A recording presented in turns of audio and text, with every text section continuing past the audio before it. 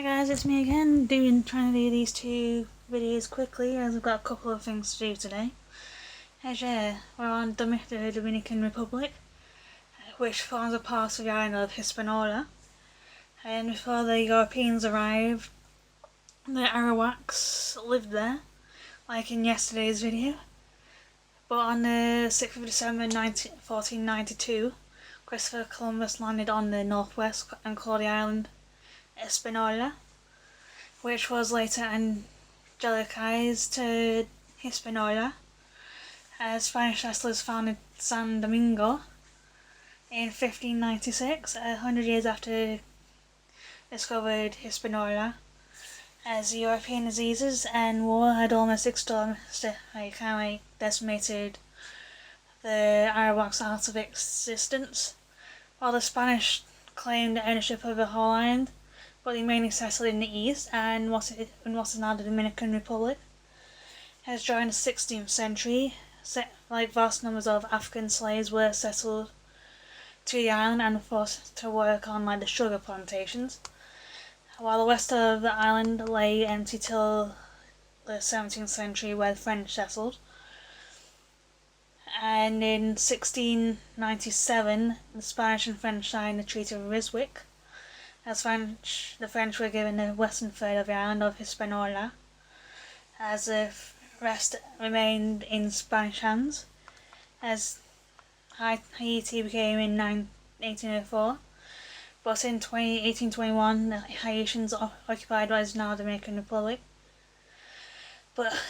the Dominican Republic became independent in 1844, as its first president was Pedro Santana, but he made himself effectively made himself a dictator, as it suffered a number of invasions from Haiti. And in 1861, Santana made Dominican Republic a province of Spain, as a Spanish dispossessed him in 1862, and a year later in 1863, his people rose up in revolt as a guerrilla war began, called the War of Restoration, and the Spanish withdrew in 1867, but from there on a period of political instability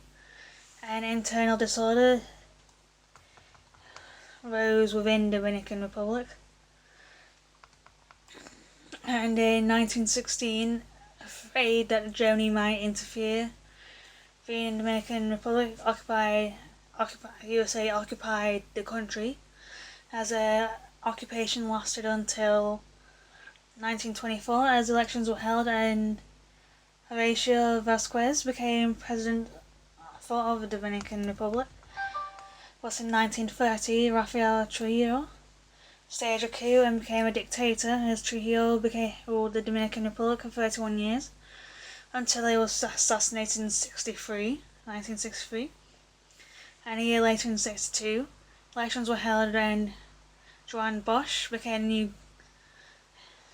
head of government. And in 1963, the army staged a coup, while in 1965 the people rebelled, but USA intervened as President Johnson sent US Marines to the Dominican Republic, as a provincial government ruled for a year until 1966, when Joaquin Balaguer was elected president, as Balaguer was president until 1978, and under him some economic development took place,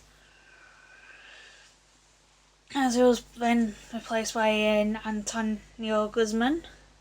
as he committed suicide a couple of years later in 1982, as Jorge Blanco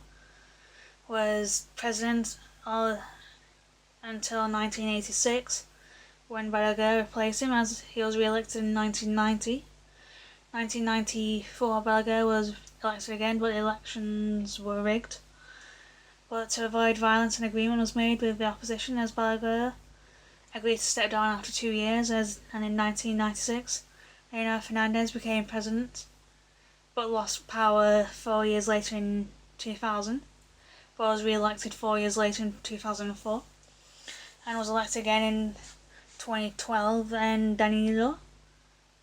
Medina Medina was elected in 2016, and today the Dominican exports sugar and coffee still, but tourism is kind of like a rapidly growing industry. Although Dominican Republic is still, the economy is still growing strong, as the population is to be believed to be above 10.7 million. As yeah, and weaved in among that is the mythology around the Arabaka, as it vary slightly, but depend on where you go and who you ask, kind of thing. But it's kind of like still the same, like as when a person makes a pact with the devil, a baka is conjured to ensure that person goes through with their end of the bargain. And in some myths, he's a dog from hell with burning red eyes, made of hellfire, while in other accounts, the baka comes from a form of domesticated animal like cows and chickens that feed on the souls of any human that passes through the land they occupy at noon, sundown, or 3 in the morning. And like some can be inherited. Like when the pattern maker dies, the baka passes to the children. In the absence of children, it goes to the next of kin to ensure like the pact and all that stays. As the bakas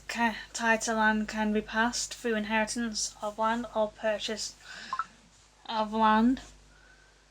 and the debt to the devil passes on as well. And sometimes something to think about next time you buy a house and all that.